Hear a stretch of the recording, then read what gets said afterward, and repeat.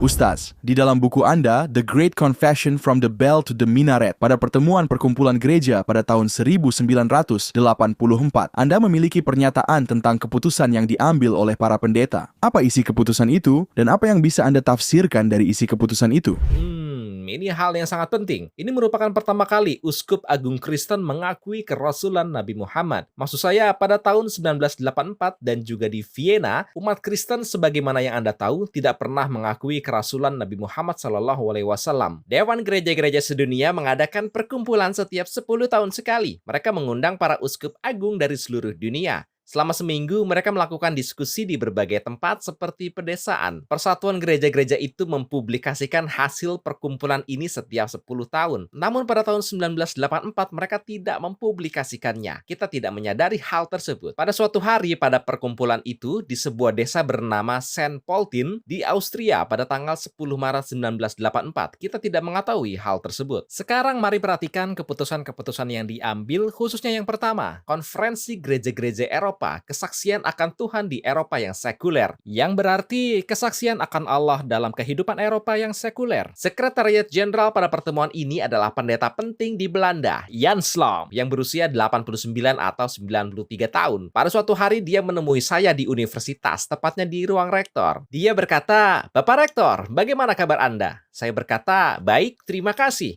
Dia lalu menyanggah, "Tidak, Anda tidak baik-baik saja, Anda bersalah." Saya terkejut dan bertanya, "Bagaimana bisa Bapak Jan Slom?" Dia merupakan seorang pastor agung, sekretaris jenderal dari perkumpulan itu. Dia berkata, "Kalian para muslimin berdosa dan layak diberi hukuman." Saya bertanya, "Bagaimana bisa? Apa yang Anda tuduhkan kepada kami?" Dia berkata, "Kenapa Anda tidak pernah memberitahu kami tentang keindahan Islam? Apabila kami masuk neraka, maka kalian yang bertanggung jawab." Saya berkata, "Jan Slom, apa maksud Anda?" Dia mengeluarkan buku tersebut, lalu mulai berbicara mengenai isinya. Dia berkata, "Bapak Rektor yang terhormat, kami mengadakan perkumpulan di tahun 1984. Kami berdiskusi selama seminggu. Sebagai hasil dari proses negosiasi itu, kami mengambil keputusan-keputusan ini. Keputusan-keputusan itu sangat panjang, Anda bisa menunjukkannya satu persatu." Mereka berkata, tepatnya di keputusan terakhir gereja-gereja sebagai hasil dari proses negosiasi ini dapat dipahami bahwa Al-Quran yang merupakan firman Allah tidaklah berbeda dengan kitab Injil kami dan juga Taurat. Hanya ada satu perbedaan. Ada kata-kata manusia yang dimasukkan dan dicampurkan dalam kitab Injil dan Taurat. Namun Al-Quran murni firman Allah. Mereka sudah mengakui. Contoh kedua, umat Kristen percaya bahwa Nabi terakhir adalah Nabi yang terbaik. Ini alasan mereka tidak mengakui keberadaan Nabi Muhammad SAW. Mereka menyatakan, jika kita menganggap Muhammad sebagai Nabi, maka beliau pastinya lebih hebat dari Tuhan kita, Yesus, sehingga mereka mengingkarinya. Pada keputusan terakhir, mereka menyatakan Muhammad adalah nabi terakhir dari garis kenabian semenjak Nabi Ibrahim. Namun mereka juga menyatakan, namun bukan berarti beliau lebih hebat dari Yesus. Ini jelas salah. Mari kita lihat pengakuan ketiga mereka. Ini lebih mengejutkan. Mengenai konsep Allah dan Tuhan. Mereka menyatakan Allah menurut kepercayaan Muslim dan Tuhan yang kita imani sebenarnya wujud yang sama, namun hanya ada satu perbedaan. Kami memiliki pandangan yang berbeda mengenai sifat-sifat Allah. Karena umat Kristen menganggap Yesus alaihissalam sebagai refleksi dari Tuhan dan sebagainya. Sebaliknya dalam kepercayaan kami, Allah subhanahu wa ta'ala tidak memiliki sifat-sifat manusia. Ini adalah ungkapan sebenarnya yang digunakan di dalam konferensi tersebut. Sekarang saya sudah mencantumkannya di dalam buku saya yang berisi 150